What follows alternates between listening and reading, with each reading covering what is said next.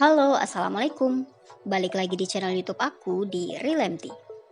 Nah, di video kali ini aku bakal jelasin di topik yang berbeda nih, yaitu tentang filsafat dan sejarah pendidikan Indonesia.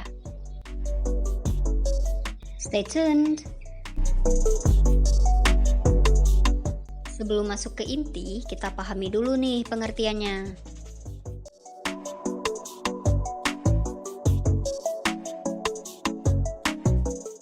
Filsafat dan sejarah pendidikan dibagi menjadi beberapa tahapan, yaitu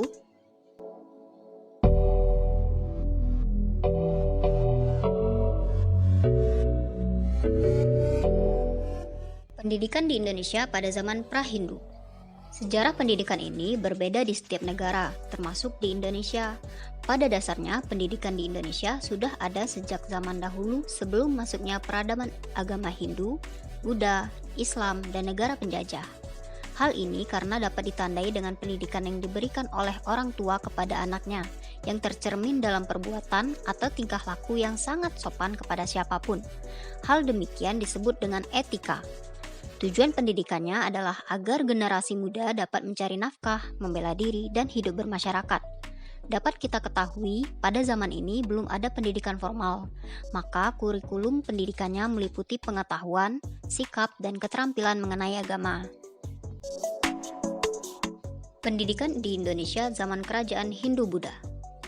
Perkembangan agama Hindu yang sangat pesat di Indonesia menjadi salah satu corak yang mempengaruhi dunia global terhadap Indonesia.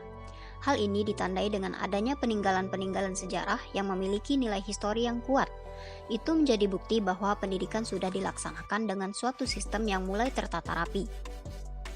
Dilihat dari berbagai prasasti maupun buku yang dituliskan dalam huruf Pallawa, menandakan bahwa anak-anak pada zaman itu diwajibkan untuk mempelajari huruf Pallawa.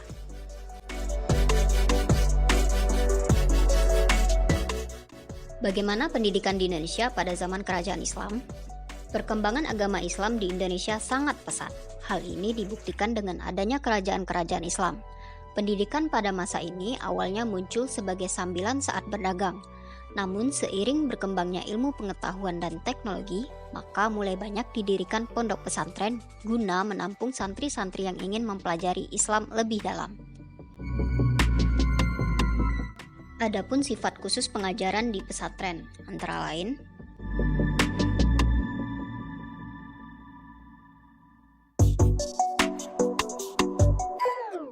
pendidikan di Indonesia zaman pengaruh Portugis dan Spanyol.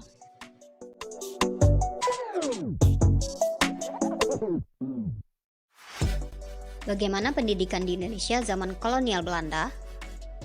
Pada masa penjajahan Belanda, ciri-ciri kondisi sosial budayanya yaitu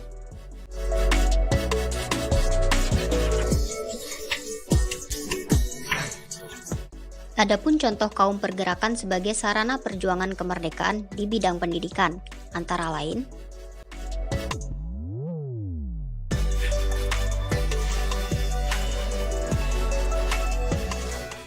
dari sini dapat kita ketahui bahwa pendidikan nasional itu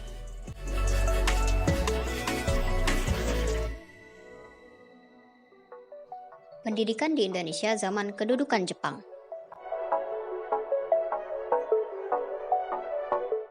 Pendidikan pada zaman Jepang ini, tujuan pendidikannya bukan untuk memajukan bangsa Indonesia, tetapi mendidik anak-anak untuk dapat menunjang kepentingan perang melawan sekutu.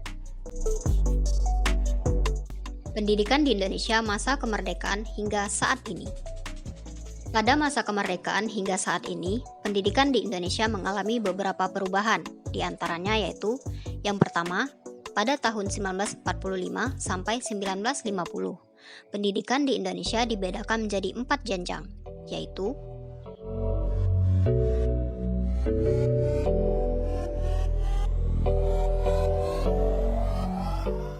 yang kedua, pada tahun 1950 sampai 1975, pendidikan di Indonesia dibedakan menjadi 5 jenjang, yaitu